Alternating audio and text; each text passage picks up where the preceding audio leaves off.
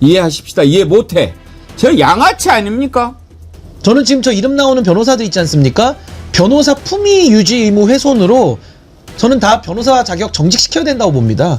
라이센스를 찢어버리고 싶어요, 저 심정적으로. 아무리 거기를 엄호해 주는데 본인의 노하우와 경험과 이제 국가 공무원으로서 쌓았던 그런 여러 이력들을 활용하겠다는 걸 국민들이 어떻게 보시겠습니까?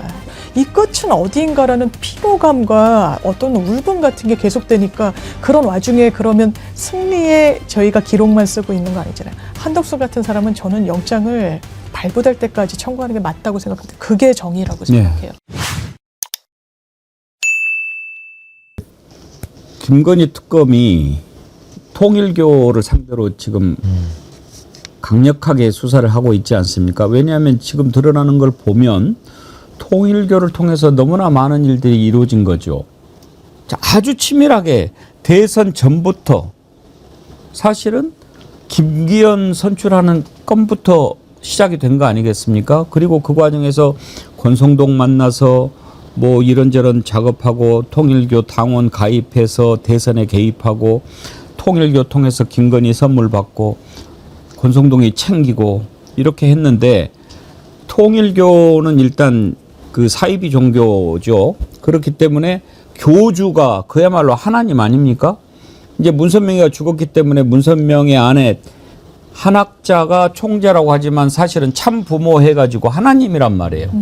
그러면은 만약에 한학자가 구속이 되거나 이렇게 잡히거나 그렇게 되면은 이제 그 교회 자체가 무너지는가라는 생각에서 필사적으로 방어를 할 텐데 방어하기 위해서 변호인단을 꾸민 걸 보니까 저는 그걸 보고도 정말 이거 정말 진짜 대한민국 갈 길이 멀구나. 뽑은 사람들의 면면을 보면 정말 놀랍기도 하고 거기에 응한 사람들 한번 생각을 해봐야 됩니다. 일단 지금 이름 나오는 사람 보면요. 오광수가 누굽니까? 이재명 정부 들어서 가지고 검찰 출신 민정수석은 좀 곤란한데 그런 이론이 있었지만 임명을 했어요. 그랬는데 보니까 아니나 다를까 뭐 온갖 문제 있는 것들이 다 드러나와 가지고 5일 만에 그만둔 사람이에요. 그러면은 정말 이재명 정부 맨 출발부터 흠집을 내고 발길을 잡고 부담을 준 사람 같으면 반성하고 있어야지. 그런 사람이 통일교의 변호사를 맡아? 정말 저자는 제가 보기에 인간도 아닌 자입니다. 아주 나쁜 놈이에요. 아니 어떻게 그럴 수가 있습니까? 그리고 저자가 민정수석으로 있었으면서 뭐를 했겠습니까? 특검 구성한다든지 이런 전반적인 것을 짰을 거 아닙니까? 그런 자가 가서 맡는다고? 그리고 문재인 정부 마지막 검찰총장 했던 사람은 법률 자문하고 이재명 대통령 선거 재판 변호했던 사람 강찬호 전 수원지검장 이런 사람들 그러면 야 통일교에서는 야 우리는 무슨 일이 있어도 총재님 보호해야 돼. 무조건 이재명 가까운 사람 골라 이렇게 했겠죠. 그렇게 했어도 적어도 이 정부의 첫 민정수석으로 했다가 그렇게 부담을 주고 그만둔 사람 같으면 죄송합니다. 제가 뭐 변호사로서 도와드려야 되겠지만 이러이러한 처지인데 제가 같으면 어떻게 되겠습니까? 이래야지. 어? 제 사람입니까? 그래놓고 뭐라고 그래요? 기자한테 뭐 그렇게 이해하십시다. 있다고 얘기를 하더라고요. 한번 들어보십시오. 변호인들이 많이 계시는 걸로 알고 있다고. 많은 분들이 하고 계시는 걸로 알고 있어요. 원어브 댐이겠지 뭐. 이해하십시다. 이해하십시다. 이해 못해. 저 양아치 아닙니까?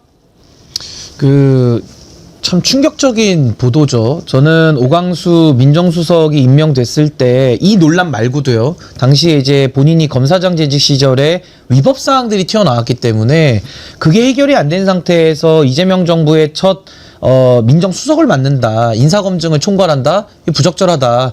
사표 쓰라고 했고 그때 5일 만에 정리가 된 겁니다. 근데도 지금 정신 못 차리고 저런 식으로 참 통일교 사건에 저렇게 연루가 돼가지고 이렇게 이름이 나온다는 것 자체가 부끄러운 일이고요. 저 김호수 총장도 문재인 정권의 마지막 검찰총장을 지낸 사람인데 지금 저 사람하고 같은 로펌에 있는 사람은 지금 특검에 그 김건희 특검에 통일교 수사를 전담하고 있는 특검보입니다. 같은 로펌이에요. 네. 물론 이게 뭐 법무법인 아니니까 우리는 이해 충돌 없습니다. 이따위 소리에서 될 게 아니고요. 같은 합동법률사무소를 하고 있으면 가족이나 마찬가지인 겁니다. 동료죠, 동료. 근데 거기에 대해서 한쪽은 특검보로 창으로 수사하고 있고 한쪽은 방패로 들어가서 그걸 막아준다? 이 대국민 기만 아닙니까? 그리고 저 강찬호 변호사도 마찬가지고요. 그래서 저는 제가 변호사협회 소속이기 때문에 제가 속한 단체에 대해서 참 쓴소리하기가 쉽지는 않지만 전 변협이 이제는 나서야 된다고 봅니다. 이거 변호사들 얼마나 더 부끄러워져야 우리 변협도 정신 차릴까요? 저는 지금 저 이름 나오는 변호사들 있지 않습니까? 변호사 품위 유지 의무 훼손으로 저는 다 변호사 자격 정직시켜야 된다고 봅니다. 저런 사람들이 전관예우로 이해충돌로 짬짬이 하면서 이 중요한 특검까지도 이렇게 무력화시키면요. 대한민국은요.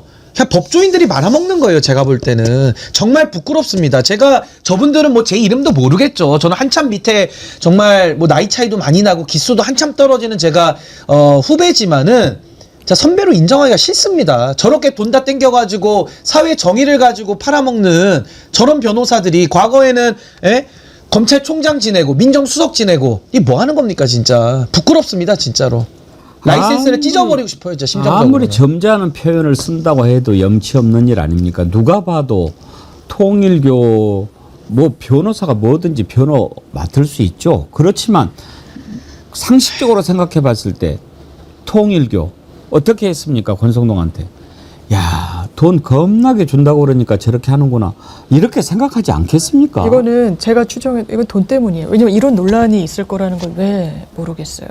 바로 직전 낙마하긴 했지만 민정수석이었고 이게 정권의 부담까지 될 거고 통일교가 지금 계엄과 무관하지 않게 뇌물로 본인들의 수건 사업을 관철하려는 불법의 한가운데 있고 이런 부분과 관련해서 그 세력을 엄호한다.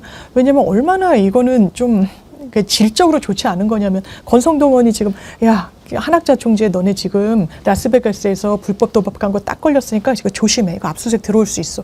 이런 걸 수사하는데 특검팀이 아니라 수사의 어떤 그쪽 방향이 아니라 거기를 엄호해 주는데 본인의 노하우와 경험과 이제 국가 공무원으로서 쌓았던 그런 여러 이력들을 활용하겠다는 걸 국민들이 어떻게 보시겠습니까? 이 부분에 대해서는 그런데 그럼에도 불구하고 본인의 자존심을 내려놓고 국어 가면서까지 변호인단에 합류하고자 하는 동인이 있었다는 거죠. 형량을 하는 거거든요. 그건 돈이라고 봅니다. 돈 때문에 그러는 거예요. 정말 저걸 보면서 막 토가 나오지 않습니까? 자기가 어떻게 하고 나갔습니까? 이 정부 시작하려고 하는데 그야말로 똥물을 끼얹고 나간 자 아닙니까? 그러면 반성을 하고 모르겠어요. 정말 억울한 사람이 있어서 내가 지금 움직일 때는 아니지만 그 얘기를 들어보니 정말 억울하네. 내가 뭐 무료로 뭐 이런 건 해보겠네. 그런 뜻이라도 펼치는 자리라고 하면 그런 일들이 상쇄가 될 수 있겠지만 누가 봐도 돈 뻔한 거 엄청난 돈 준다고 그러니까 가서 그러면 마음속에 이런 거 아닙니까? 에이씨 민정수석 잡았고 권력을 휘둘러 보려고 그랬는데 권력은 안 됐고 이제 돈이나 벌어야겠다 이런 생각하는 겁니까? 통일교 저런 정도 하면 얼마씩 받습니까? 전 안 해봐서 잘 모르겠지만 단위로는 뭐 굉장히 큰 액수가 오고 갈 걸로 보여지죠 저런 사건은. 뭐 어떻게 해서든지 우리 저 총재님 구속되는 것만 막아주면은 뭐 빌딩 한 채 사줄게 뭐 이렇게 합니까? 저는 참 부끄럽습니다. 네. 정말 부끄러운 일입니다. 그러니까요. 제가 어제 그걸 보면서 정말 멀었다. 이게요 단순히 내란 종식 이게 지금 중요한 문제가 아니고 대한민국이 이렇게 썩어 있는 거예요. 그러면 오광수 변호사 저 사람이 하는 일을 보고 많은 국민들이 어떻게까지 생각합니까? 저런 놈을 민정수석으로 쓰려고 했다고?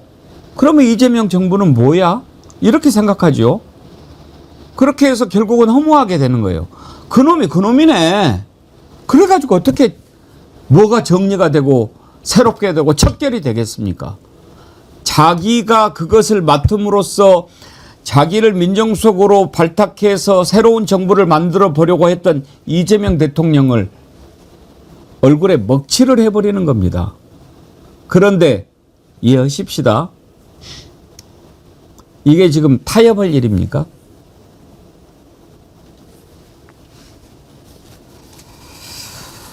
정말요. 저는 요즘에 원래 제가 사람은 안 믿습니다만 정말 사람한테 실망 많이 하는 요즘입니다. 어쩌면 저럴 수가 있을까? 저는 윤석열이라는 괴물은요, 윤석열 자체가 가장 심각한 주 원인일 뿐만 아니라 윤석열 주변에 있었던 많은 괴물들, 그리고 윤석열을 통해서 본인의 욕망을 실현하려던 또 다른 괴물들, 이게 거의 집단적 조직적으로 만들어낸 건데, 지금 우리가 이재명 정부 새 정부 만들면서 가슴이 다 부풀어 오르잖아요. 근데 그 부풀어 오른 가슴을 또 이용하는 또 빌런들이 덕지 또 붙어 있는 겁니다. 그래서 저는 참 한국 사회에 대한 제가 희망을 놓지는 않겠습니다만은 가야 할 길은 참 멀고 험하다. 앞으로도 우리가 더 많은 파도들을 더 넘어가야 되지 않을까. 저 그런 생각이 좀 듭니다. 갈 길이 좀 멉니다, 사실은. 그 얘기 나온 김에 우리 이제 신인규 대표님도 유튜브 하시지 않습니까? 그리고 여러 군데 출연하시고 그나마 우리 저고리 TV는 많은 분들이 사랑해 주셔가지고 80만 돌파한 이후에 계속 이렇게 구독자도 늘어나고 그러는데 전체적으로 요즘에 이 이른바 진보 쪽의 유튜브가 좀 처져 있어요. 그리고 좀 그 마음들이 좀 힘들어하는 게 느껴지는데 그렇지 않습니까? 최근에는 분위기가 더 그렇죠. 그러니까 왜 그렇다고 생각하세요?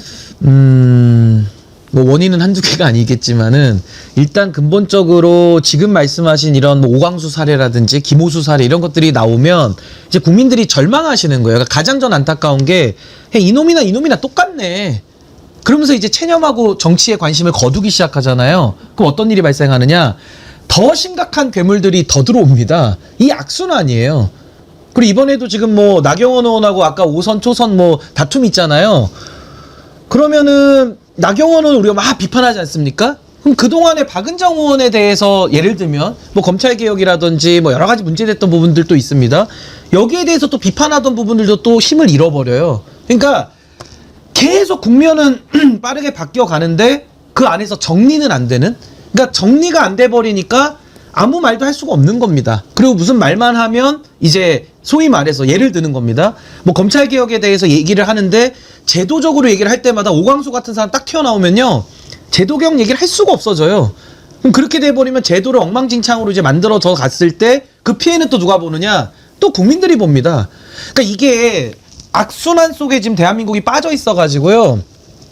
그래도 저는 뭐 희망을 더 가져가야 된다는 입장입니다만은 참 쉽지는 않습니다. 쉽지는 않습니다.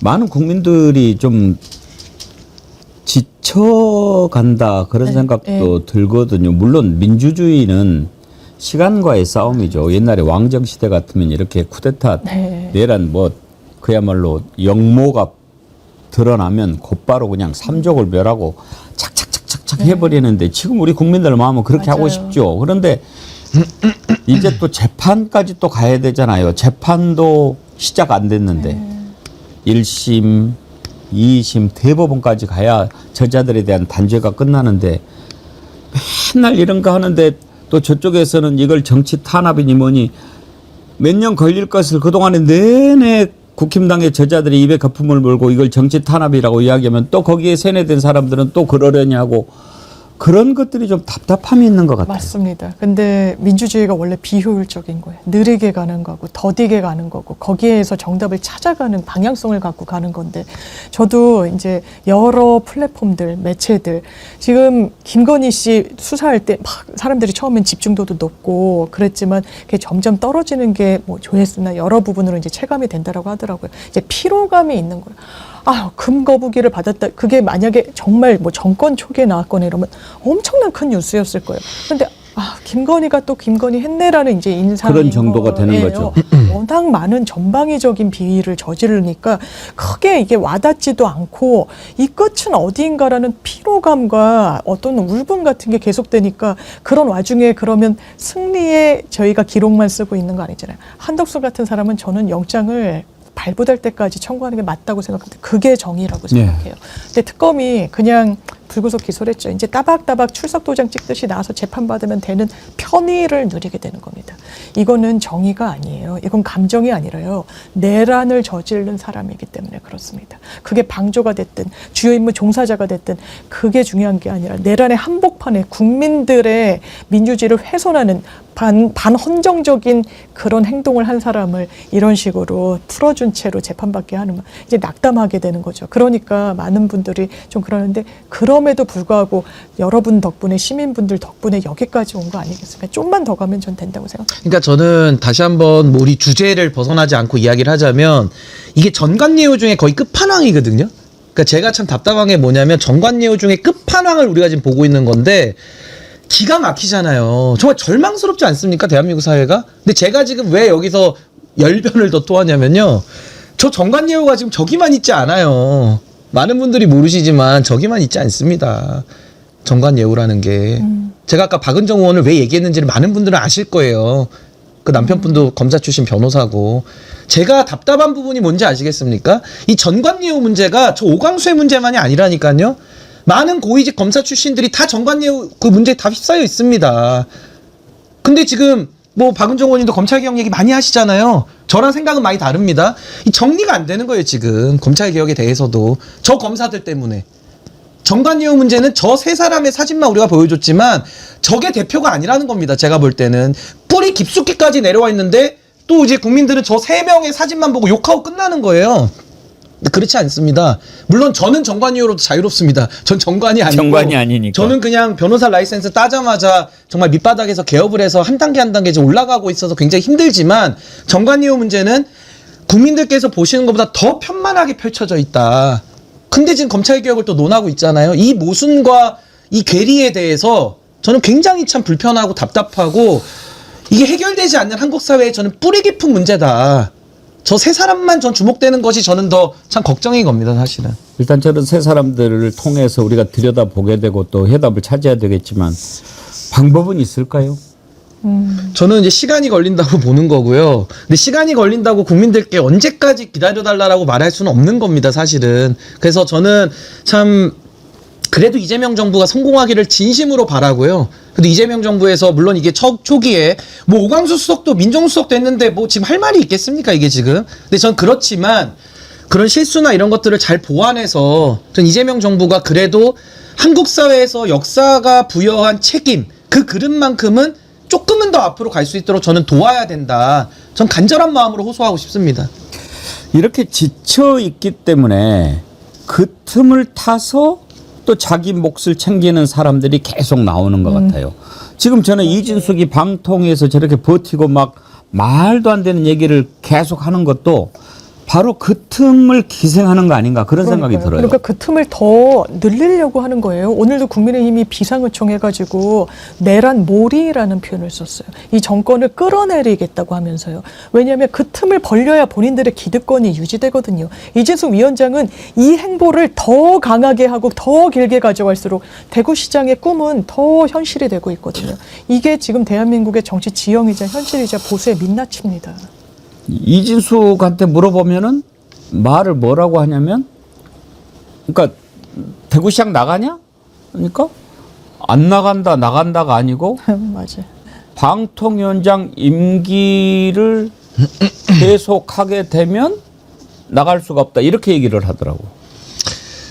또 이진숙 얘기하면 한숨이 먼저 더 나오는데 결국 이 새 정부의 출범을 방해하기 위해서 그 자리를 또 이용하는 또 하나의 빌런 아니겠습니까? 그러니까 우리가 지금 법조계 전관예우 얘기하면서도 참 국민들께서 혈압이 오르실 텐데 또 언론계 얘기하면은 또 한도 끝도 없죠, 사실은. 그래서 저는 이진숙 문제도 물론 이재명 정부에서 고민은 참 많겠습니다만은 전 정리할 건 확실하게 정리해야 된다. 이걸 더 질질 끌면요, 우리가 수술할 때도 한번 찔 때 아프죠. 근데 아프니까 살살 찐다? 그거 더 아픈 겁니다. 고통이 더 지연되고 연장돼요. 짤 때는 확실하게 저는 개봉을 해서 이렇게 짜서 터트리고 차라리 아물게 만드는 것이 훨씬 더 나은 방법 아니겠는가. 저 이진숙 문제도 이제는 좀 정리할 시간이 좀 다가오고 있어서 가장 지혜로운 방법을 찾고 저는 과단성 있게 정리하는 쪽으로 가야 되지 않을까. 저 그런 생각이 듭니다. 이진숙은 이걸 역이용하거든요, 사실은. 이준석 녹취도 준비되어 있습니다.만 오늘 아까 나경원 보느라고 너무 힘드셨으니까 이진수까지 보여드리지는 않도록 하겠습니다. 근데 오늘은 그 언급되는 인물들이 상당히 좀 힘든 사람들. 아주 힘든 사람입니다. 예. 아, 참. 이은주님, 물론 지쳐가고 있는 것도 사실입니다. 하지만 윤석열 파면이라는 대사에 모든 에너지를 쏟아붓고 방전된 부분도 있습니다. 거기다가 실망만 주는 정치판이 징글징글해서 일상으로 돌아가 다시 방관자가 된 부분도 있고요. 하지만 위기 때는 언제나 다시 뭉쳐 일어나는 우리 국민 확실합니다. 국민을 한번 믿어보시죠. 너무 낙담 마시고요. 네, 그렇습니다. 베르사유의 장마님, 똑바로 안 하면 광장으로 또 나가면 됩니다. 예, 근데 함께 결국 하면 됩니다.